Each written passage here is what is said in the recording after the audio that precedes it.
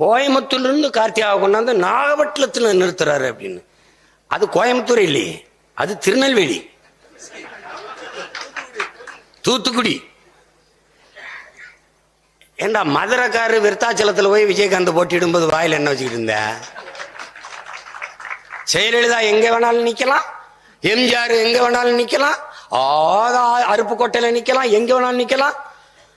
திருவாரூர்ல பிறந்த கருணாநிதி தமிழ்நாட்டில் எங்க வேணாலும் நிக்கலாம். கார்த்திகா நாகப்பட்டினம் நிக்க கூடாதா? நிக்க கூடாதா?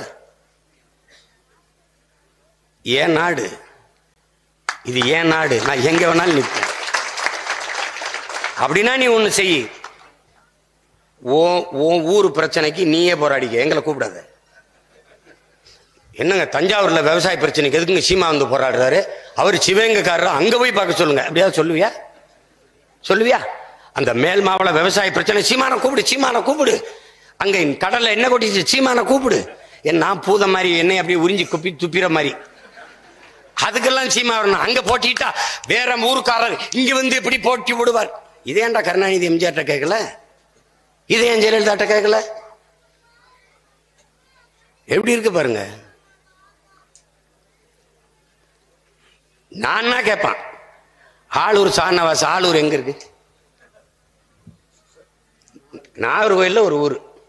அவர் நாகப்பட்டினத்தில் சட்டமன்றத்தில் நிற்கும் போது போட்ட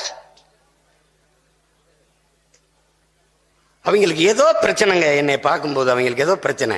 நான் கூட பாண்டைகிட்ட கேட்டேன், தன்னலமற்ற அன்பான சர்வாதிகாரம். நான் என்ன சொன்னேன்? சர்வாதிகார ஆட்சி முறை, தன்னலமற்ற அன்பான சர்வாதிகாரம், அதான் ஆட்சி முறைன்னு சொன்னேன். அது தாயின் பேரன்பு தான் தன்னலமற்ற அன்பான சர்வாதிகாரம்.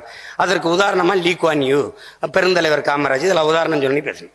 அவர் பாண்டே சொல்றாரு, அண்ணே நீங்க சொல்றது சரிதானே, அருமைண்ணே, லீ குவான் எனக்கு ரொம்ப பிடிக்கும்னே அப்படின்னு இதை பேசுறாரு. லீ குவானை பற்றி ஒரு கட்டுரையா ஒரு நிகழ்ச்சியை போட்டு வர்றாரு. அதை தானே நான் பேசுறேன். என்னையே நீங்க எல்லாரும் வெறுக்கிறீங்கன்னு. அண்ணே நீங்க பேசுறதுல பிரச்சனை இல்லைன்னு, பேசுறது நீங்கிறதான் பிரச்சனைன்ட்டு. அப்படி கருத்துல பிரச்சனை கிடையாது, பேசுறவன் சீமாங்கிறதான் பிரச்சனை.